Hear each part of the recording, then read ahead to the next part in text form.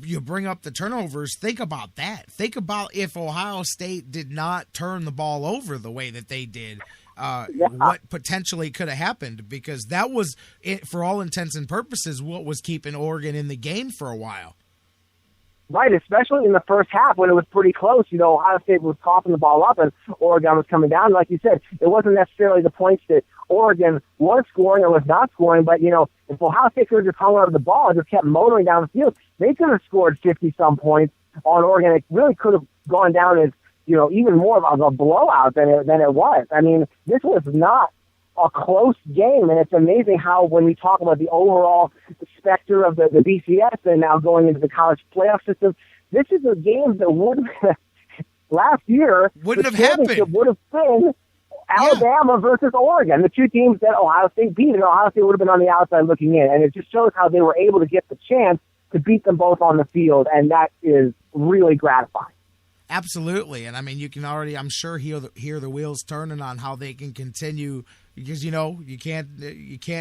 always have to improve on it, even when it doesn't necessarily need it. This was the first year with that, but yeah, think about it. And I mean, obviously, we're in a good mood because Ohio State won, but for the first time, there is no specter looming over this. And I know some years you do end up with an undisputed, but most of the time you don't. There was somebody who was left out, somebody who didn't get to play, etc., so forth. And same thing here. You might be able to say somebody felt left out, but you can't argue with the way this thing played itself out. The two victories Ohio State got were incredibly impressive, and they answered both of the questions that people thought that they couldn't answer. Same thing on the other side. I mean, Oregon took care of their business first, and then they got handled second. But the way it played out, there's no doubt, no dispute, no questions.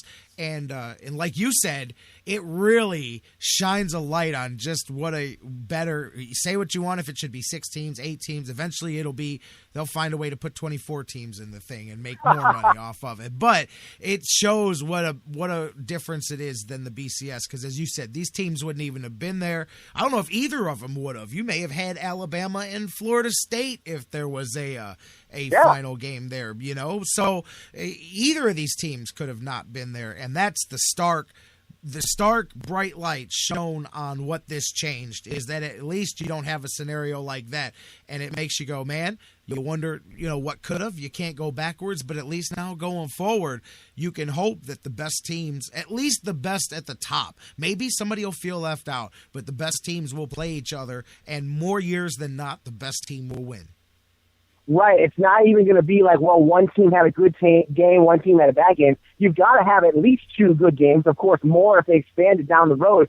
But there's no backing your way through. And that's just pretty much like the NFL with the Super Bowl. Either you got to buy through, you still got to win a couple games and then win the Super Bowl. So, it was a very satisfying situation to see, the championship being celebrated on the field with the trophy and the confetti, knowing that you don't have to wake up and see, well, how did the polls go? It was very, very decisive. And it was interesting to see how the whole era began with the college football playoff, because, of course, the first basketball championship was also Oregon and Ohio State back in 1939. That was played at my school, Northwestern, and Oregon won that one. So Ohio State got a very belated measure of revenge. There you go. Way to tie that back into history. And let me ask you something, man. There's a lot of different angles coming out of this. So let me start with Urban Meyer, man. What do you think this does to him? When I talked about people, they don't like, some people don't care for Urban Meyer, don't care for Ohio State, etc. But, Urban Meyer now joins Nick Saban, the only 2 head coaches there to win national titles at that level with 2 different schools. He's got 3 national titles now to go with the 2 that he won at Florida. And as I was saying, I think you see it too, on the cusp of more. Regardless of, dynasty is a big word, but there's a few big years coming for this Buckeyes team where they'll be right in the mix with everybody else, at least at a worst case situation. So, what does this do? Where does this put him in your mind? Does it just continue to move him up the list of some of the better coaches of all time in college football history? Oh, yes, definitely. I think that he's in a situation where, he's in a great spot. He's already got 3 championships under his belt. As like you mentioned, just him and Nick Saban at two different schools. You know, that's pretty rarefied air as it is. But you got to realize he's only 50 years old, and he's at his destination. This is where he's always wanted to be. From, of course, growing up in Ashtabula, when he was down in Florida, he would talk about wanting to go to Ohio State. And, you know, eventually he finally got that opportunity. And now, you know, he's got, you know, a lot of time and a lot of talent and a lot of positive momentum talking about, you know, the next several years with, you know, recruits. You know, you're going to get the best recruits out of Ohio and a lot of good ones from around the country that maybe you didn't get because, like Nick Saban said yesterday, this is a really special place. And, you know, so he's got a chance to really, you know, if everything goes well, you know, with his health and everything, as long as everything holds up, he could eventually go down as one of the top 3 or 4 head coaches of all time, as long as things keep rolling the way they are, because he couldn't have any more positive momentum than he has right now. For sure. And, you know, the same storyline that we've talked about that makes the Ohio State story so amazing also validates, I think, a part. And this is where people may differ on who gets credit. And everybody, it's all or nothing. And Twitter's the same way.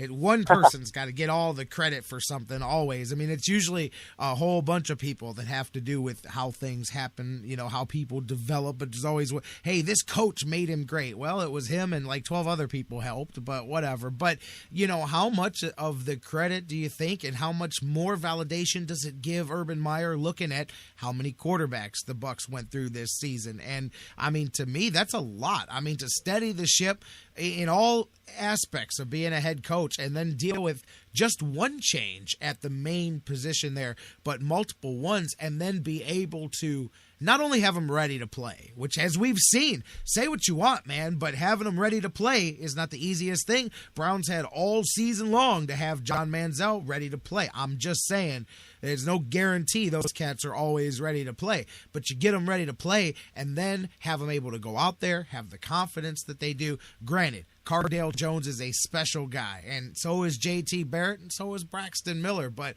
you know, I think Urban Meyer has to get a hand in the credit there as well, too, on being able to keep that ship moving. Definitely. You know, there's 2 levels of that. One of them is attracting that kind of talent to your program, and the other is, like you said, getting them ready to play. And, you know, not many coaches have had to rapid fire through all three of their quarterbacks like that. And, of course, not all of them have that level of talent. And I think back to a few years ago when Colt McCoy was at Texas and he got hurt, and then the backup came in and did the best he could, but he just wasn't able to get it done. And, you know, here you're talking about a number 3 quarterback, although you look at him and say, how can this guy be a number 3 quarterback? But, you know, it really bodes well for him, and it's, you know, it's going to be very interesting to see who the quarterback is going to be next year, because it's really, you know, an embarrassment of riches right now. Oh, yeah, and not even getting on the ones that people don't know that are coming through the pipes here soon. But you know what? Let's go there for a minute, since you brought that up. In the last few hours, there's been a lot of conversation. I know everybody's speculating who's going to do what. Braxton Miller got some headlines going because he did not commit to anything he's going to do moving forward. And I think his answer, so many people are looking, Dan and I talked about this yesterday, so many people are just looking at Braxton Miller just going to go somewhere else so he can start, assuming there's a lot of different things that go into that thought process. But that's all taking the assumption that he's just going to jump back on the football field and be a starting quarterback at that level, which there's no guarantee. Braxton Miller doesn't even know that he can do that. And I think that's the line there that people are looking past already, is he said, hey, I've got to get back on the football field first. That's where my focus is before I worry about anything else. Of course, he's going to have to evaluate the situation. J.T. Barrett playing good soldier. He's like, no, we're all going to come back and compete. Cardale Jones is like, hey, man, I don't know if I can be a backup again. But Cardale Jones is not silly. Cardale Jones has people in his ear, in my opinion, right now, telling him what I said at the start of the show, which is your value can only go down. I truly believe, even if it stays high, it can never be at the peak because it's that unknown quantity that it is right now. I'm telling you, I don't think Cardale Jones can resist the temptation that's about to come calling from the NFL. So that changes the equation too. But where are you at with the quarterbacks? And as you said, embarrassment of riches, but maybe not as much so because it's 3 unique sets of circumstances here. Yeah, it is very interesting and very unique, especially with Jones not having that much of a track record. It's a great track record, but it's just a 3-game track record. But yet he has such such great physical ability. He's, if you say, well, what kind of quarterback would I like? I mean, he would look and act a lot like Cardale Jones from a size standpoint, from the arm strength and his mobility. He pretty much has it all physically. He just needs, just some more experience to do it. In fact, he doesn't necessarily even need it because he already won the national championship. So he can certainly succeed even with a very limited amount of experience. It's going to be interesting to see if he were to go, I think that if he were to go in the NFL draft, he would get drafted no later than the second round, simply based on his physical acumen. Because, even if he has to sit for a year or so, that's the kind of quarterback you want, and you can coach him up, and then you might possibly have that guy that you always want. You're that mainline elite top level quarterback, especially from an arm strength standpoint, because it's just such a rarity. He was talking, he's talked about, how he wants to stay at Ohio State and, he wants to earn his degree, which is really great and really admirable. But like you said, his stock couldn't possibly be higher than it is right now. And I personally wouldn't blame him if he went pro and just see what he could do, because, college will always be there. If you're 45 years old, you can always go back to college. I mean, because to me, there's a lot of elements in play. But if I'm looking at things, if I'm Cardale Jones, there's only a couple of scenarios that play out next season. I'm either coming back to Ohio State to compete for the job, and if I don't win it, then I'm a backup, and I'm doing the same thing I did last year, which I'm just saying that, you can say, well, the process was supposed to work out this way, but the process got escalated and elevated quickly, and that's just the way that goes. But, your other two options are, do I go elsewhere and stall things out and so I can go start somewhere else and clear it up? Or if I'm going to go elsewhere, will I go elsewhere and just get paid for it? And I think when that becomes the decision, like now if he wants to come back and quarterback Ohio State, then that'll bring him back. But other than that, the decision is, do I compete or do I go get paid to play football? And I don't know, man.